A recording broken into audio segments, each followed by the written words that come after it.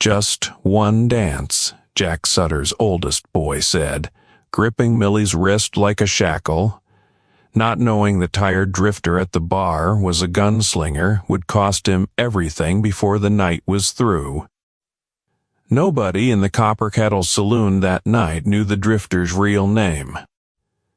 Nobody knew that the quiet man in the dust-colored duster had a reputation whispered from Fort Kearny to the Bighorns, a reputation that men who'd actually seen it happen never told twice, because telling it twice meant admitting how scared they'd been the first time.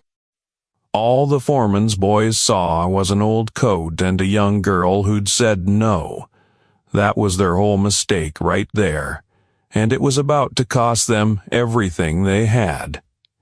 Summer of 1872, partner. Laramie in the Wyoming Territory, when the heat came down over the plains like a lid on a pot that never got to boil over easy.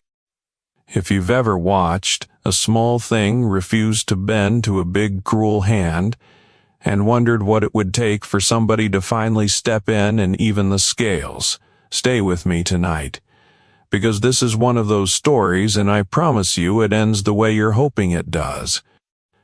Now, let's go back to the beginning, back to a girl behind a bar who was only trying to get through one more Tuesday night, alive. Millie Calloway was 22 years old that summer, and she had already buried more of her life than most folks bury by 60. Her husband, a good, quiet brakeman for the Union Pacific named Thomas Calloway, had been crushed between two freight cars 18 months before, on a cold morning in a rail yard outside Cheyenne, doing exactly the kind of careful work it hadn't. The railroad sent a letter of condolence and a check for $40, which Millie had framed instead of cashed, not out of sentiment, but out of a bitter kind of arithmetic. $40 wasn't worth cashing when it was supposed to be the whole value of a man's life. She had a little brother, Danny, 9 years old, all elbows and freckles, and a cough that came back every winter since the fever took their mother, and Danny needed shoes and bread, and a roof that didn't leak onto his bed when the spring rains came down off the Laramie Range. So Millie did what plenty of widows on the frontier did when the polite kind of work ran out. She went to work nights at the Copper Kettle, pouring whiskey and smiling at men who tipped better when she smiled. And she told herself every single night that a smile paid for at the bar was still hers to give or withhold, that nothing about that room owned any part of her that she hadn't agreed to lend it. She was careful. She kept a boot knife her husband had given her for her 19th birthday, a joke gift that had stopped being a joke the day he died, and she wore it now the way some women wear a locket, close and constant and never spoken of. She never went out back alone after midnight. She never let a drink sit where she couldn't see the pour. She had learned, the hard way that every woman on a frontier learns it, exactly how far a smile could travel before it needed a blade behind it, and for 18 months that careful math had kept her whole. But careful math doesn't account for men who've never once in their lives been told no and made it stick. Jack Sutter ran cattle on 11,000 acres north of town, land his own father had carved out of Shoshone hunting ground a generation back with a rifle and a lawyer working in tandem, and Jack had inherited both the land and the appetite that built it. He was 54 years old, thick through the shoulders even now, with a face that had gone from handsome to menacing somewhere in his 40s without ever passing through anything gentler in between. Jack Sutter believed with the total, unblinking confidence of a man who had never once been made to answer for anything that the territory belonged to men like him, and that everyone else in it, the homesteaders scraping by on his water rights, the shopkeepers who owed him credit, the girls who poured his whiskey, present only for as long as he found them useful or amusing. He had 3 sons, and he had brought all 3 of them into the Copper Kettle that Tuesday night, because Jack Sutter believed a man ought to raise his boys the way he'd been raised, which was to take. The oldest was Wade, 26, built like his father, but soft in a way his father never quite was, with pale eyes and a laugh that arrived a half-second before anything was actually funny. Wade's vice was the plain, uncomplicated one. He wanted things, other people's things, and the wanting itself felt to him like a kind of ownership, so that the moment he decided he wanted Millie's attention, he had already convinced himself, somewhere in that soft, spoiled part of his mind.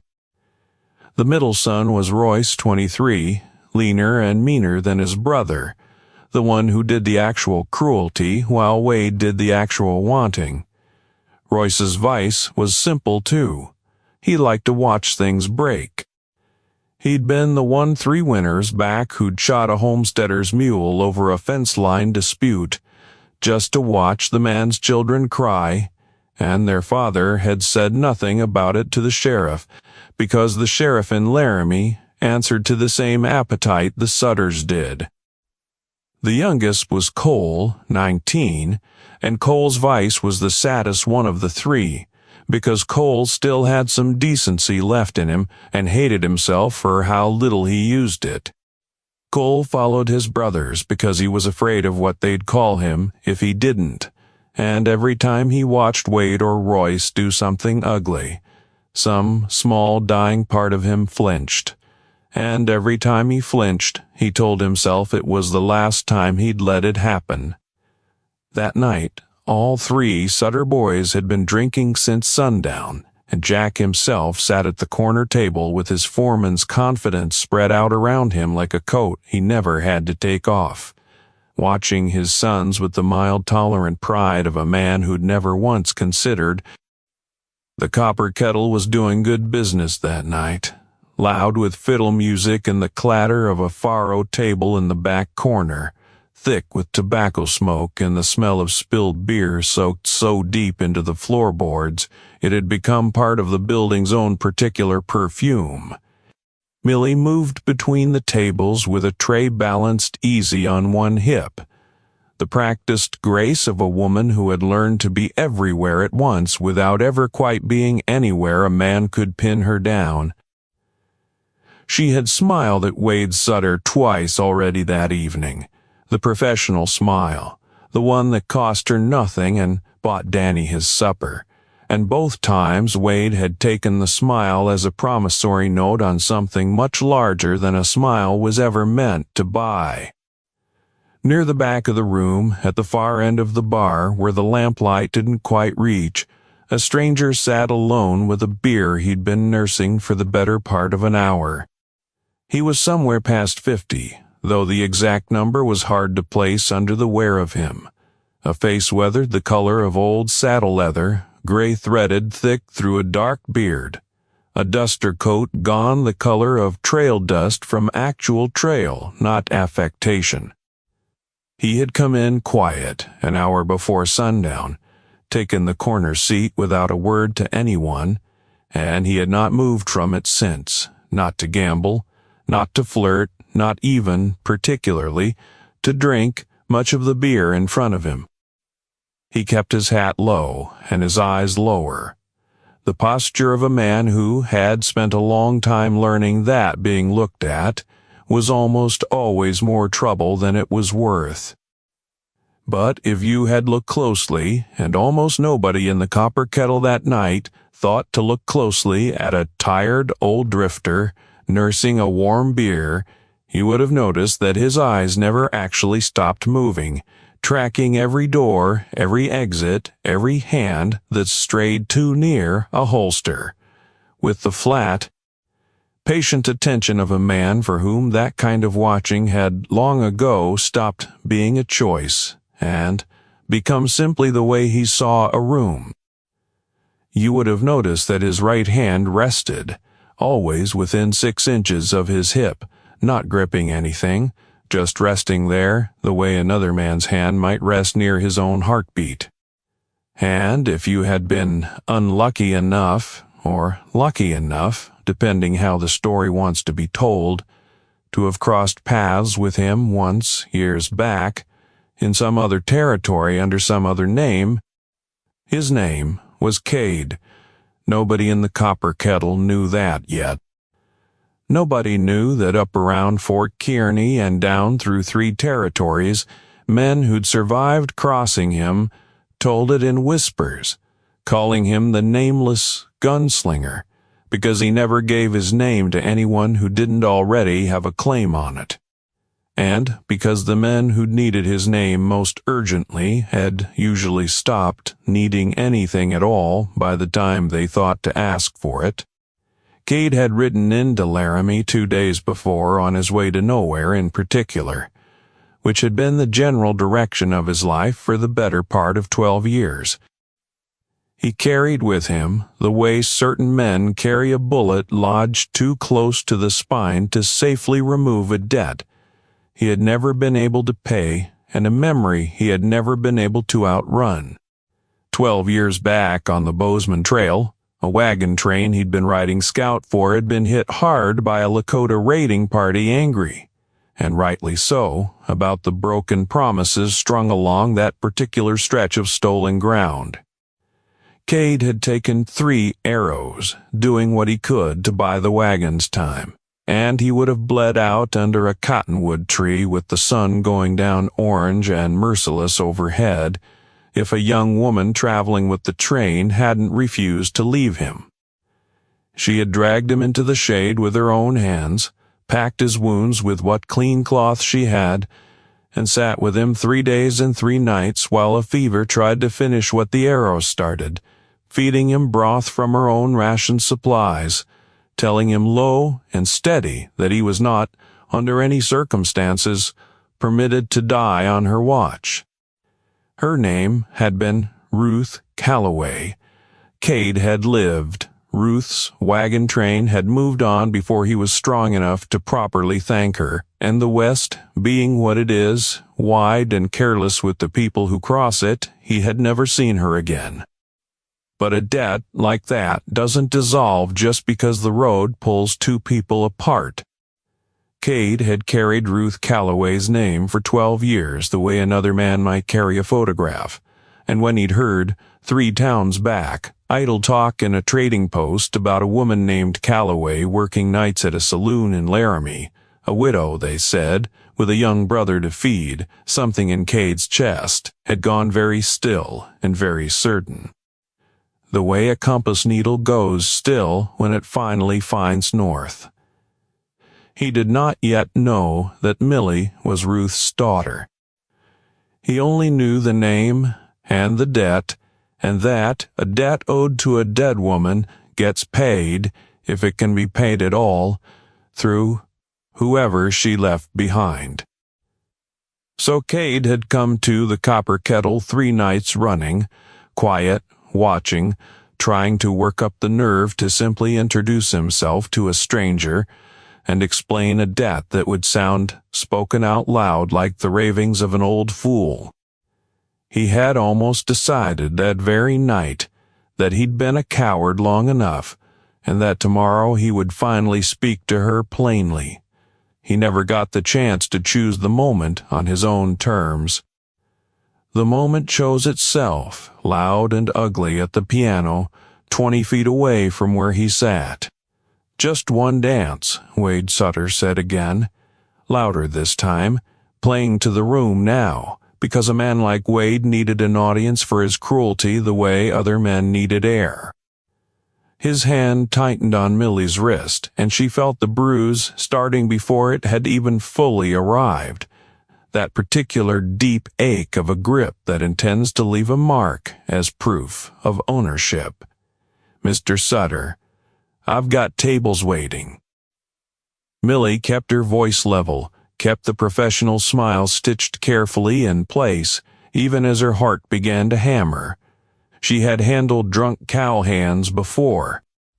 She had handled grabby hands and wandering eyes, and the particular entitlement of men who believed a poured drink came with a poured woman attached. She had never yet handled a Sutter, not up close, not with his father watching from the corner table with an expression that made it very clear whose side Jack Sutter would take in any disagreement. Tables can wait on a foreman's son. Wade pulled, hard enough, that Millie's tray tipped and 3 glasses shattered against the floorboards. Hard enough that she stumbled half a step into him before she caught her own balance and planted her boots. "Let go of me." Quiet now. Something in her voice had changed, gone from professional to something flintier, something that Wade Sutter, drunk and pleased with himself and surrounded by an audience, entirely failed to register as a warning. Royce drifted over from the bar with the particular loose-limbed menace of a man who considered other people's fear to be the evening's entertainment. She said, "Let go, only she's got to be asking sweeter than that, don't she, Wade? Girl like her, working a place like this, she ought to know how to ask sweet." The fiddle music faltered and quit. Conversation dropped in a widening circle around the piano the way water drops away from a stone thrown into a still pond, ripples of silence spreading outward until half the room had gone quiet and watchful, the particular silence of people who know trouble is arriving, exactly how far away they need to be standing when it does. Millie twisted her wrist, hard, the way she'd practiced 100 times in her head, without ever once having to actually do it, and broke Wade's grip clean, stumbling back a step with her chest heaving. "I said let go, and I meant it the first time. Now you can sit back down at your table like a gentleman, or you can explain to your father why the sheriff's getting called on his boy." For one suspended second, it looked almost like it might end there, like Wade stung more by the public humiliation of being refused than by any real injury, might simply retreat behind his wounded pride and let the matter drop. His father was watching after all, and even Jack Sutter's patience for public spectacle had limits. But Cole, the youngest, 19 and drunk enough that night to have finally, catastrophically, stopped flinching at his brother's cruelty, laughed a short, ugly bark of a laugh. The thing that could not be unsaid came out of him next. "Sheriff worked for Pa, same as everybody else in this town. Sweetheart, you really think anybody's coming to save a saloon girl over a Sutter?" And that was when Jack Sutter, foreman of 11,000 acres, rose slowly from his corner table, and the whole room felt the temperature drop the way it drops before a hailstorm. Half-disbelieving tone people use for the exact moment a disaster became unavoidable. Jack Sutter's voice came low and final. "She works in my town, which means she works for me. Wade, get your dance. And if the girl's got objections, remind her whose water her well sits on." Wade reached for her again. And Royce's hand had already drifted, casual as anything, down toward the revolver on his hip, not drawing it, not yet, just resting there, the way a man rests a threat he expects never to have to actually cash. That was the moment the tired old drifter at the end of the bar finally stood up. Cade rose slowly, unhurried, the scrape of his chair legs against the floorboards. The only sound in a room gone dead silent, around 3 armed men and a girl with nowhere left to retreat. He did not shout. He did not draw. He simply walked, unhurried, the 20 feet across that hushed saloon floor, and every step he took, something in the watching crowd's collective breath caught a little tighter, because there is a particular way a certain kind of man moves through a room, a stillness underneath the motion. And the folks who'd lived long enough on this frontier to have seen real trouble before recognized it now, even if the Sutter boys did not. His voice was low, rough as a gravel road, carrying none of the heat of a threat and all of the certainty of one. "The lady told you to let go. I'd take her word for it, was I you?" Wade turned, startled, and looked the old drifter up and down with the particular contempt of a young man who has never once in his life had to measure another man's danger correctly. "This ain't your business, old-timer. Best you sit back down and finish that beer before somebody spills it on you. Made it my business the second you put a hand on her." Royce's fingers curled fully around the grip of his revolver now, and the room, already silent, seemed to somehow go quieter still. That particular hush of people bracing for a gunshot. "You want to walk away from this table breathing. Mister, you'll turn right around." Cade didn't move. He looked instead past Royce, past Wade, straight at Jack Sutter standing by the corner table with his arms folded and his contempt written plain across his face, the contempt of a man who could not conceive that anything in this room posed a genuine threat to anything he owned. "Man ought to know his own boys better than you know yours, Sutter, because right now they're about 30 seconds from finding out something about the world that's going to cost you considerably more than a dance ever would have." There was real amusement in Jack Sutter's answer, the amusement of a powerful man being mildly annoyed by an insect. "That a threat? Drifter. It's a courtesy. I'm only giving it once." Wade laughed, that same half-second early laugh, and made the decision that would define the rest of that summer for every single person in that room. He reached for Millie's arm again, and this time Cade moved. It happened fast enough that half the room would later disagree about the exact order of events, the particular chaos of violence that arrives faster than the eye can properly track and reassembles itself afterward. Cade's hand closed around Wade's wrist before Wade's fingers ever reached Millie, twisting it up and back with a controlled economical violence that put Wade on his knees with a startled yelp of pain. Royce's revolver cleared leather in the same instant, and Cade's gun was already out, already leveled, having moved from holster to aim in a single motion, too clean and too fast for a room full of drinking men to properly process, sending the weapons spinning off across the floorboards, and leaving Royce staring white-faced at fingers that stung like they'd been dipped in fire, but were notably still fingers, still attached, still whole.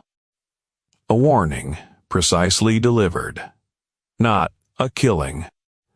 The gunshot's echo hung in the rafters a long moment, and in that silence every man in the Copper Kettle who'd ever heard a story about a nameless gunslinger who could clear leather faster than the eye could follow felt a cold certainty settle into his stomach. Cade, still holding Wade's twisted arm, didn't even glance toward the youngest brother. "Cole, you're the only one of these three boys who hasn't drawn iron tonight, and I'd be obliged if you kept it that way." "Way, I see it. You are the one with a chance left to be a decent man someday. Don't spend it in the next 10 seconds. Cole's hand, which had drifted toward his own holster, went very still, and something in his young face crumpled with a shame that had been building for years and had finally found the moment to surface. Jack Sutter had gone rigid, his hand halfway to his own revolver, calculating. Cade could see him calculating, the particular arithmetic of a powerful man weighing whether his pride was worth his life. And in the end, Jack Sutter's hand fell still at his side. He had not built 11,000 acres by being stupid about odds, and the odds standing in front of him right now were very bad indeed, low and venomous. You don't know who you're crossing." Cade released Wade's arm and stepped back unhurried. "Funny, I was about to say the exact same thing to you."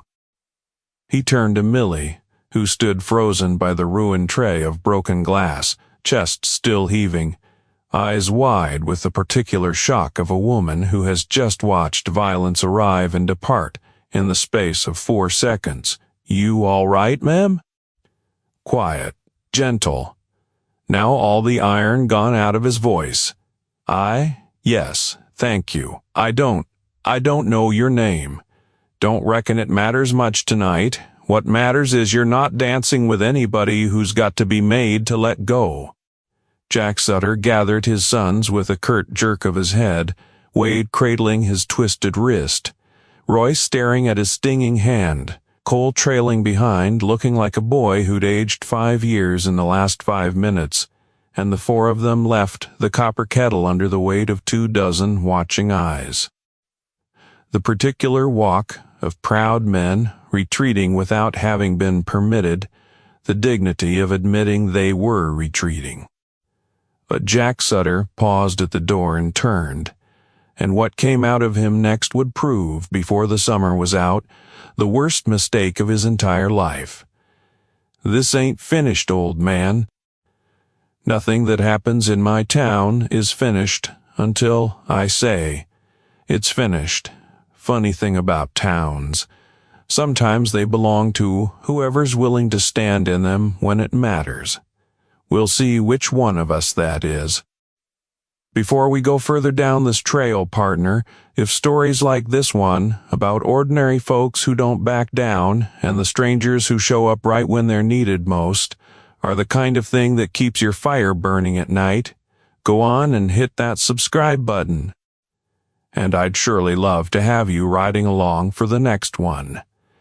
And while you're at it, tell me, down in the comments, where are you listening from tonight, and what time is it where you're at? I like to picture all you good folks scattered out there under whatever sky you've got tonight, listening in while I tell it.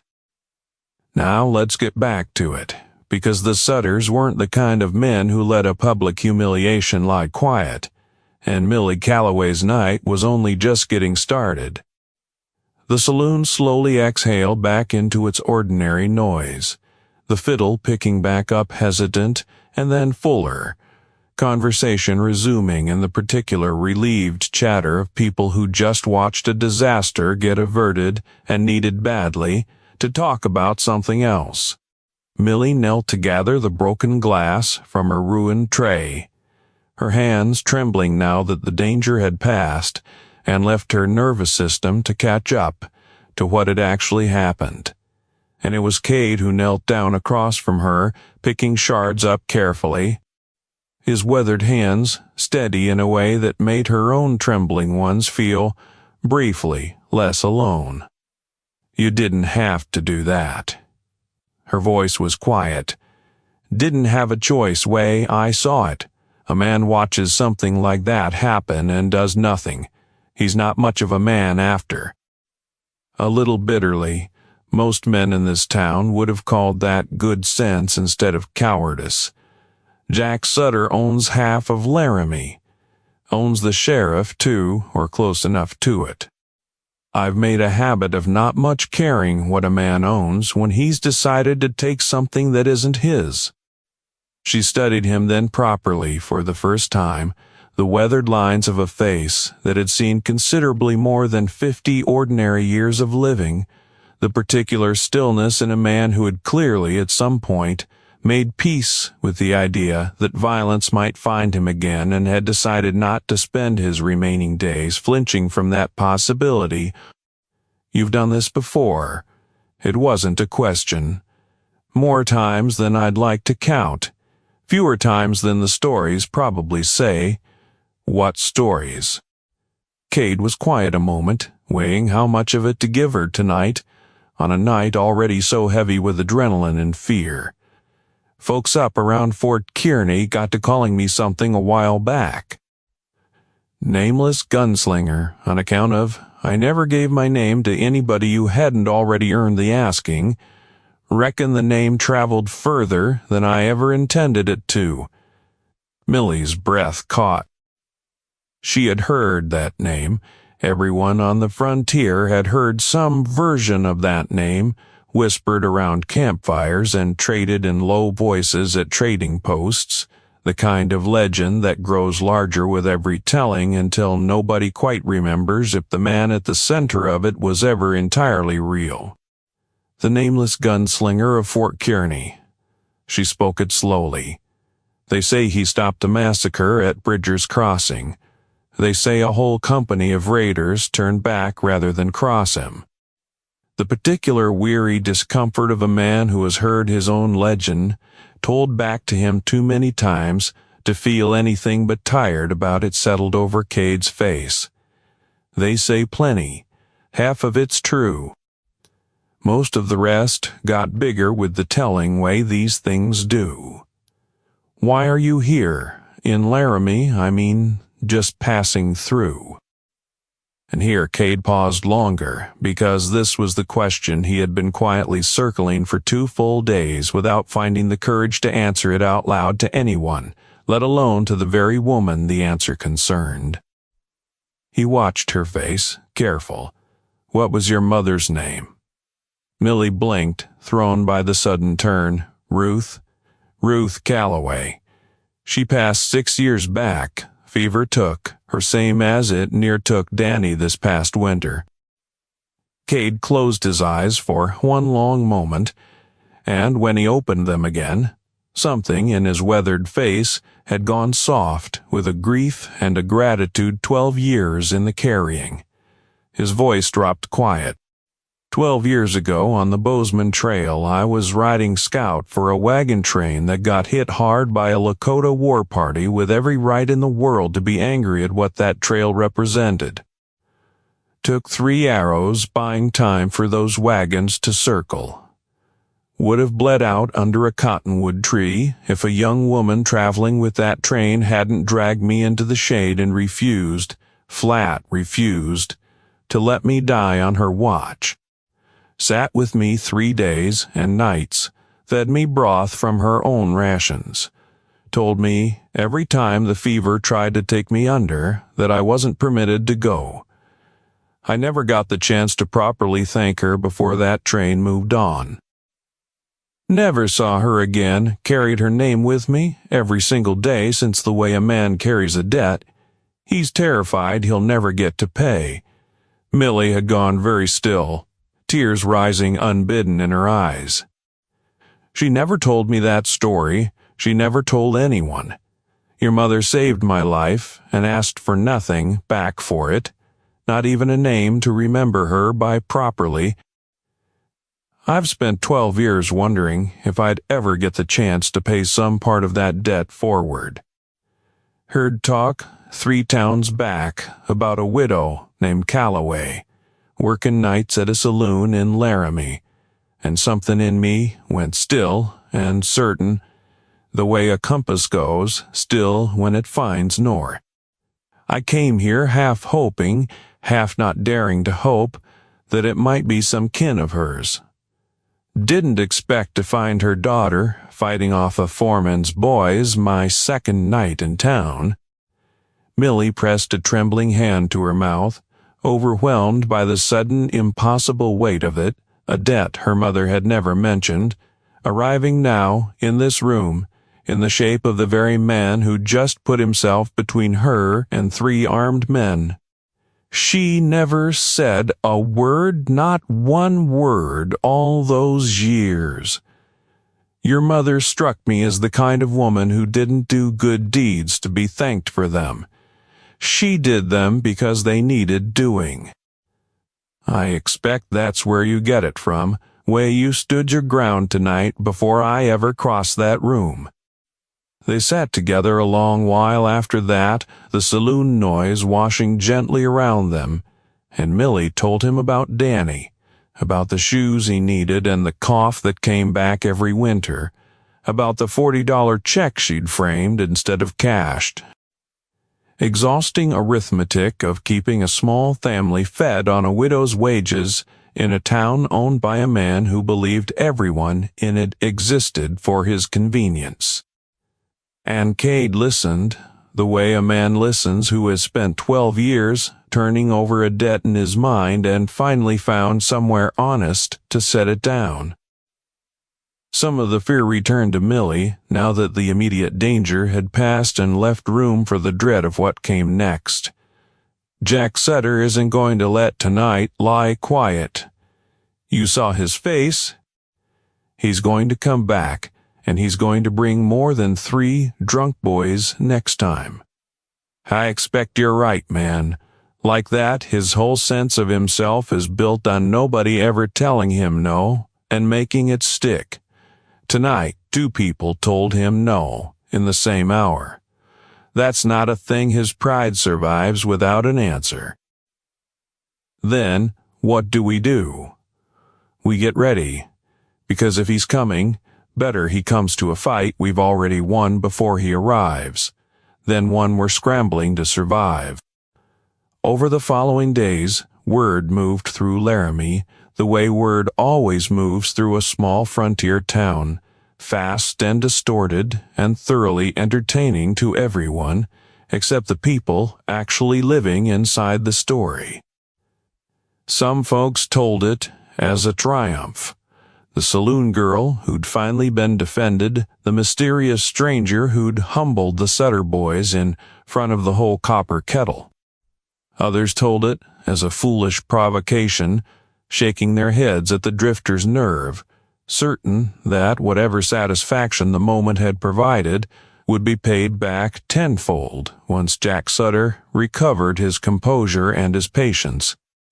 The sheriff, a soft, compromised man named Purdy, who had spent a decade collecting a quiet second salary from Sutter's cattle operation, in exchange for a carefully maintained blindness, made a show of coming by the Copper Kettle to ask a few questions, wrote nothing down.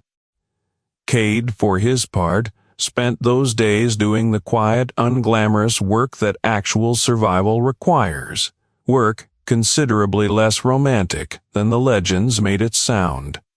He walked the town's edges, learning its geography, which alleys dead-ended, which rooftops offered a clear line of sight where the well sat relative to the livery, how far the nearest ranches lay, and how quickly word could travel between them.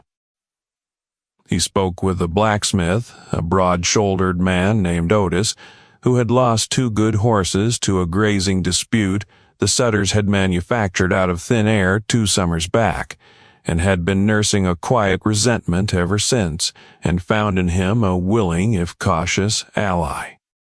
He spoke more carefully with a handful of the smaller ranchers who leased water rights from Sutter's land and lived in a state of permanent low-grade fear about what might happen if they were ever caught helping anybody who'd crossed him. And he taught Millie to shoot. It started plain enough. An old revolving pistol of Cade's laid out on a stump behind the small house she shared with Danny. Cans lined along a fence rail for targets. Millie was nervous with it at first, the weapon heavier and stranger in her hand than she'd expected, her first several shots going wide enough to embarrass her. Cade watched her grip without unkindness. You're gripping it like it's going to bite you. Gun's not your enemy here. Fear is. Let the fear settle, and let your hand do what it's already capable of. Millie reset her stance. Easy for you to say. You've had years to make peace with it. I've had years of needing to. Same reason you're standing here today instead of somewhere worse. Difference between us isn't courage, Millie. It's practice. Courage you've already got plenty of. I watched you use it on Wade Sutter before I ever crossed that room. She fired again, and this time the can jumped clean off the fence rail, and something in her chest loosened at the sight of it, some tight, frightened coil unwinding just slightly. Again, Cade said, and she did, and by the 4th afternoon of practice, her hands had stopped shaking before the shot instead of after it. In the evenings, after Danny had gone to bed, worn out from a day of chores and the particular restless energy of a 9-year-old who sensed something was wrong in the adult world around him, without being told exactly what, Cade and Millie sat on the porch step and talked. The kind of talk that happens easiest in the dark when two people are tired enough to stop performing for each other. One such night, unprompted, Cade stared out at the dark shape of the mountains against the star-thick sky. Solace Creek. You want to know why a man like me ended up scouting wagon trains and picking fights in saloons instead of settling down somewhere respectable? That's the answer. I was a soldier once, followed orders, same as any soldier does. One set of orders built on bad information, some officer 3 ranks up never bothered to verify, led my unit into a peaceful Cheyenne village called Solace Creek at night, expecting hostiles. By the time anybody realized the mistake couldn't be undone. Millie was quiet a long moment, absorbing the weight of what he wasn't quite saying outright. You didn't give the order. You said yourself it came from 3 ranks up. Didn't give the order. Followed it anyway. There's a version of that story where I tell myself that makes it not my fault. And there's a version where I don't get to hide behind rank when it's my hands that did the deed. I've spent 12 years trying to figure out which version I actually believe. And most days I land somewhere in between, which is its own kind of punishment. Is that why you never settled anywhere? Why, you're always the stranger passing through. Man who's done what I've done starts to believe he's not owed the comfort of staying put. Easier to keep moving. Easier to be useful to strangers for a night or a week. And then, gone before anybody has cause to really know you and really judge you for it. Quietly. That sounds lonely. It is. 12 years of it teaches a man to carry the loneliness the way he carries anything else, heavy.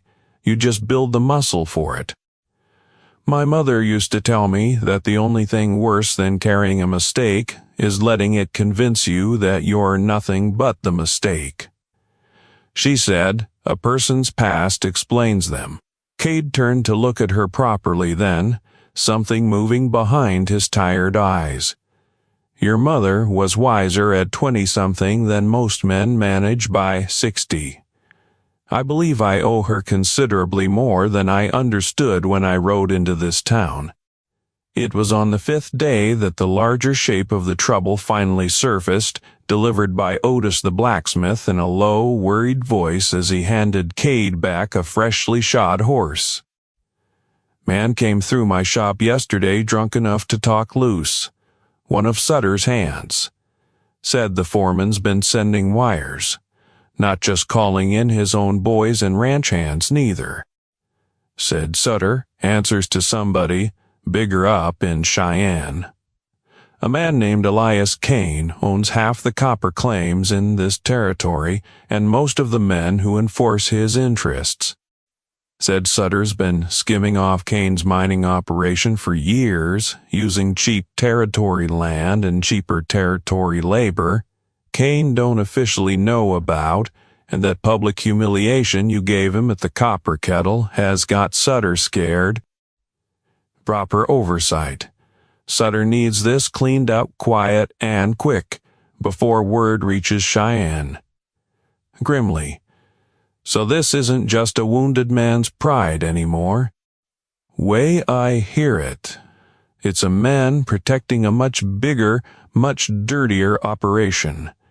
And you and that girl are standing directly between him and keeping it hidden.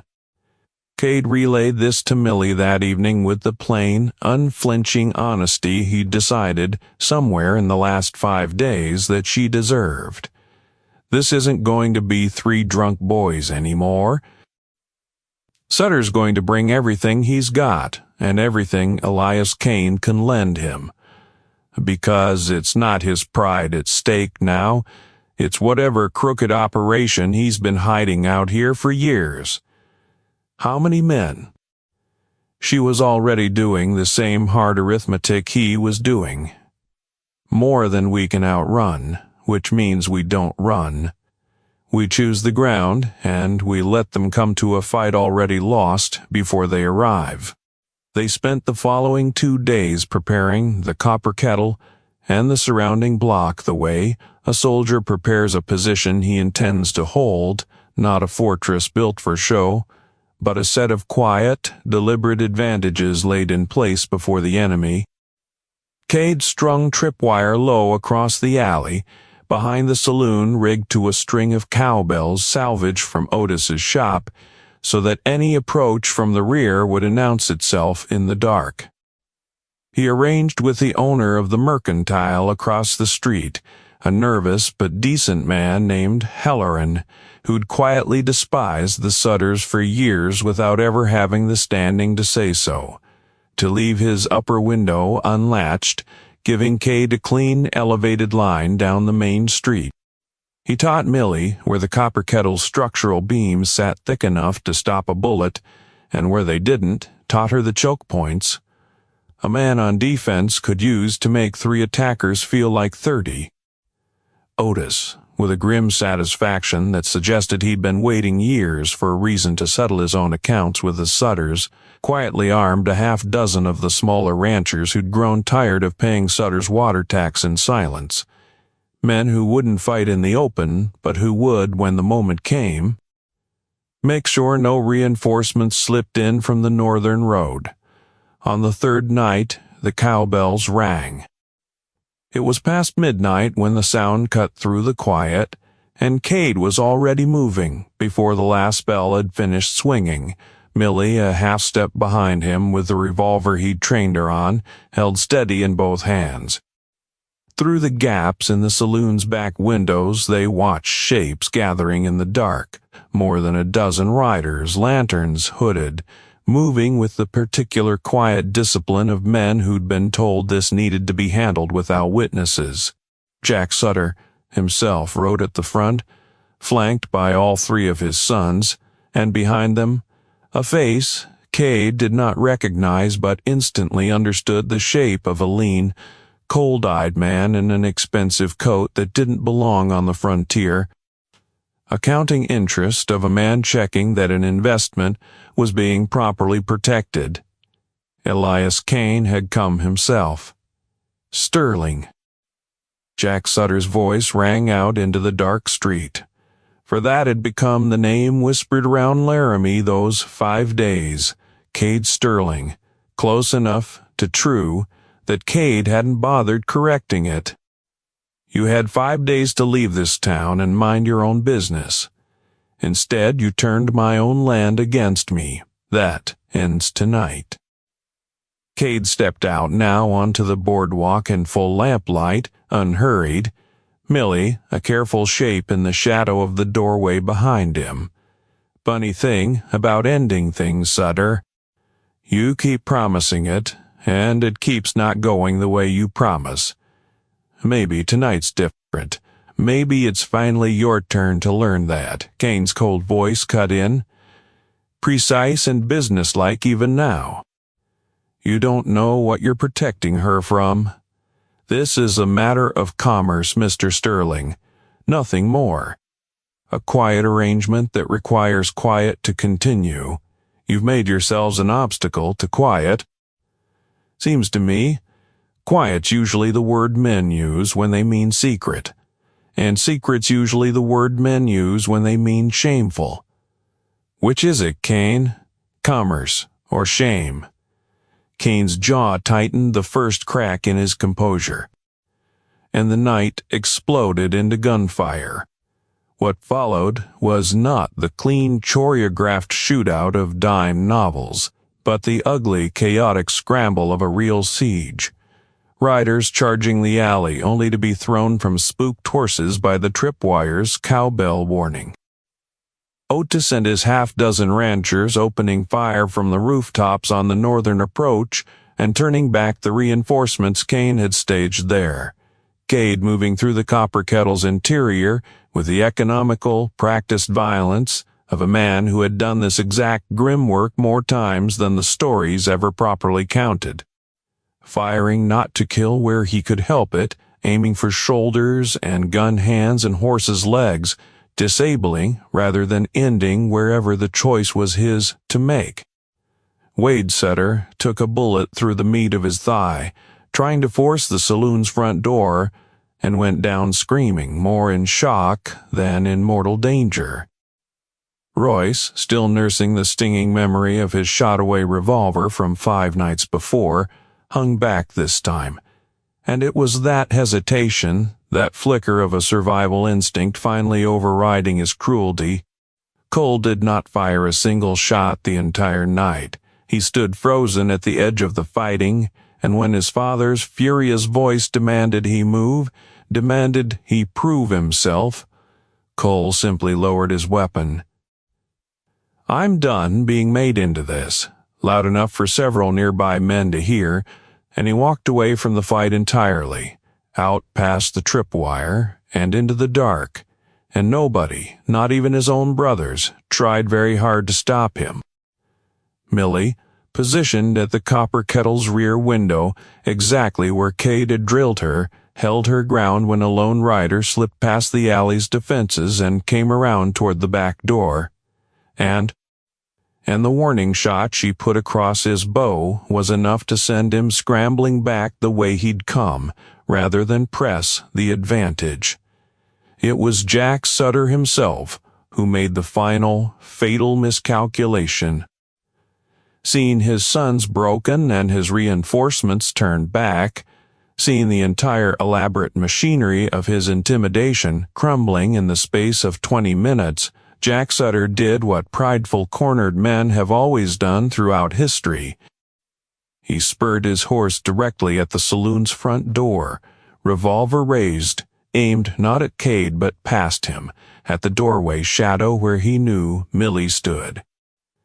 Cade saw the angle of that raised revolver a half-second before it fired, and he moved the way a man moves only when every other consideration has fallen away except the single one that matters, stepping fully into the open street between Jack Sutter's gun and the doorway behind him. The shot that Jack Sutter fired went wide, deflected by nothing more than the raw urgency of Cade's movement throwing off his aim.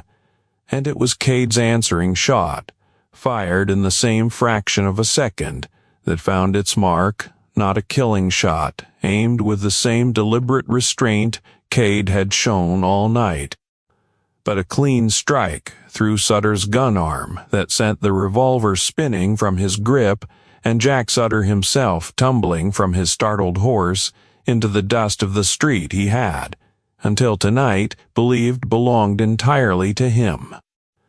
Silence fell over Laramie's main street, broken only by the groans of wounded men and the retreating hoofbeats of the reinforcements Otis's ranchers had turned back on the northern road. Elias Kane, watching from the shadows at the edge of the fighting, made the same cold accounting calculation Jack Sutter had failed to make in time, that this investment had become a liability, that quiet was itself now a piece of evidence he could not afford to leave standing. He turned his horse and rode hard for the Cheyenne road, and though Cade could have taken the shot to stop him, he let him go, because a fleeing man, Cade knew from long experience, is a man who leaves a trail, and a trail was worth more right now than a body. Jack Sutter lay in the dust of his own town's main street, clutching a bleeding arm, staring up at the old drifter standing over him with an expression somewhere between rage and the first genuine fear he had felt in perhaps 30 years. Sutter spat the words out. "You should have left this town alone." Cade holstered his weapon. "Funny, I was thinking the exact same thing about you." By dawn, word of the night's fighting had reached every corner of Laramie, and with the dawn came the territory's traveling marshal, a weathered, no-nonsense man named Everett Hale, who had been quietly building a case against Elias Kane's copper operation, tracking rumors of skimmed profits and unregistered labor camps that Sutter's cover in Laramie had helped obscure. Otis and Halloran and the small ranchers who'd stood watch that night gave testimony freely, finally unburdened of a fear that had kept their mouths shut for years. Sheriff Purdy, faced with a territorial marshal and a town's worth of witnesses, discovered a sudden and urgent memory for details he had somehow overlooked for a decade, and resigned his post within the week rather than face the questions that were coming. Jack Sutter, his arm bandaged and his empire collapsing around him in real time, was arrested that same morning on charges that would, within 2 months, see him stripped of his land and sentenced to a territorial prison for his role in Kane's operation. Wade, recovering from his leg wound, testified against his own father in exchange for leniency, a betrayal that surprised no one who'd watched how quickly his loyalty bent toward whatever direction kept him safest. Royce disappeared from the territory entirely within the week, and nobody in Laramie ever much wondered what had become of him or cared to. Cole alone remained working, now for wages at Otis's smithy, slowly, awkwardly, building the beginnings of a decent life out of the wreckage of the family that had raised him wrong. Elias Kane made it only as far as a weigh station 2 days outside Cheyenne. Before Marshal Hale's men caught up with him, the ledgers seized from his Laramie operation providing more than enough evidence to end his career and his freedom both. If Millie's stand in that saloon moved something in you tonight, partner, I'd ask you to consider tapping the join button right beside the channel's name and becoming a member. It's a small thing on your end, but it's what keeps these frontier stories coming week after week, and I'm grateful to every one of you who does it. In the weeks that followed, as the dust of the Sutter collapse settled over Laramie, and the town slowly remembered what it felt like to breathe without a foreman's shadow over it, Cade stayed longer than he had meant to. He told himself it was to see the marshal's case through properly, to make sure the testimony held and the ledgers were secured, and that much was true. But there was another truth underneath it, one he was slower to admit even to himself, that the porch step conversations with Millie in the dark, and the sight of Danny's cough finally easing now that decent food and a settled roof were no longer such a precarious daily arithmetic, and the particular, unfamiliar comfort of being somewhere long enough for people to actually know his face, had become something he was reluctant to give up. One evening, weeks later, as they sat together on that same porch step, the summer heat finally beginning to loosen its grip on the territory, Millie made the offer plain. You could stay. Otis would take you on. Danny asks after you every day you're not around. I expect I would too if I let myself say it plainly. Cade was quiet a long moment, turning the offer over the way he turned over most things, careful and slow. More than I expected to when I first rode into this town.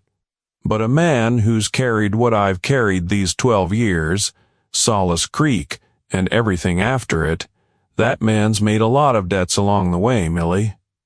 Not all of them paid yet. Your mother's debt I've settled some part of, watching you stand strong and helping you stand stronger. But there's others out there still owed, in other territories, to other people who never got the chance to ask. There was sadness in her answer, but not surprise. The particular sadness of a woman who had suspected it before she'd asked the question. So you're leaving gently. I'm riding on. Because I don't reckon I've earned the right yet to stop moving. Maybe someday that changes. Maybe someday a man like me gets to believe He's paid enough of his debts to be owed a quiet porch and a settled life. But I want you to know, Millie Calloway, that this town, and you, and that boy of yours, you're the closest thing to that quiet life I've let myself imagine in 12 long years." Millie nodded, blinking back tears she refused to let fall in front of him, understanding, in the particular way that people who have themselves lost plenty understand loss in others, that some men are built by their scars into travelers rather than settlers, and that loving such a man sometimes means loving him well enough to let him keep moving. Then go settle your debts, and know there's a porch here, with your name on it, whenever you're ready to stop owing the world anything more. With the money recovered from Kane's seized operation, and a settlement won through Marshall Hale's prosecution, Millie did something that surprised the whole town and surprised herself only a little. She used it to buy the old textile building on the edge of Laramie and turned it instead into a proper boarding house for widows and their children, women who'd fallen, as she once had, into the particular precarious arithmetic of frontier survival with no husband and no safety net beneath them. She called it the Ruth House, after her mother, and within a year it had become one of the most respected institutions in the territory, a place where women arrived frightened and left, months later, with skills and savings and the particular unbreakable confidence of people who have learned the hard way. Cade rode out of Laramie on a cool morning in early September, Danny running alongside his horse for the first quarter mile, the way boys do when they're saying goodbye to someone they've decided privately to admire for the rest of their lives. One hand raised in a farewell that carried more gratitude in it than sorrow. He did not know, riding out under that wide Wyoming sky, exactly where the next debt waited to be paid, or how many more towns he would pass through wearing a name that wasn't quite his own, answering to a reputation that had long since outgrown the actual man carrying it. He only knew that somewhere behind him, in a town that had nearly broken under a foreman's cruelty, a woman and her brother were building something whole out of what had almost been taken from them, and that the debt he'd carried 12 long years for a woman named Ruth Calloway had finally, at long last, found its proper resting place. Now, folks, I've told a lot of these stories around this fire, tales of drifters and gunslingers and the ordinary folks they end up standing beside when the world tries to take more than it's owed. And if there's one thing all these years of telling them have taught this old man, it's this: the measure of a person isn't whether trouble finds them, because trouble finds everybody, eventually one way or another. The measure is what they do the moment trouble arrives, and whether there's somebody willing to stand beside them when they do. Millie Calloway didn't need saving so much as she needed somebody willing to stand at her shoulder while she did the saving herself, and that partner might be the truest kind of justice this frontier ever offered anybody, not a rescue, but a reckoning. If this story rode well with you tonight, I'd be obliged if you'd like it, and share it along to somebody else who still believes in that kind of justice. The quiet kind that shows up exactly when it's needed and asks for nothing in return. And if you haven't already, tap that join button beside the name and become a member. It means the world to an old storyteller. Subscribe, too, if you'd like more tales from the old trails, because I've got plenty left in me yet. Until our trails cross again, partner, keep your powder dry, keep your eyes on the horizon, and don't ever let a man convince you that a town or a life belongs to him alone. This story is a work of original frontier fiction, inspired by the spirit of the Old West and the everyday courage of the people who survived it. Any resemblance to real persons, living or dead, is coincidental, and this tale was brought to you with the help of AI-assisted production. Take care of each other out there, and I'll see you down the next trail.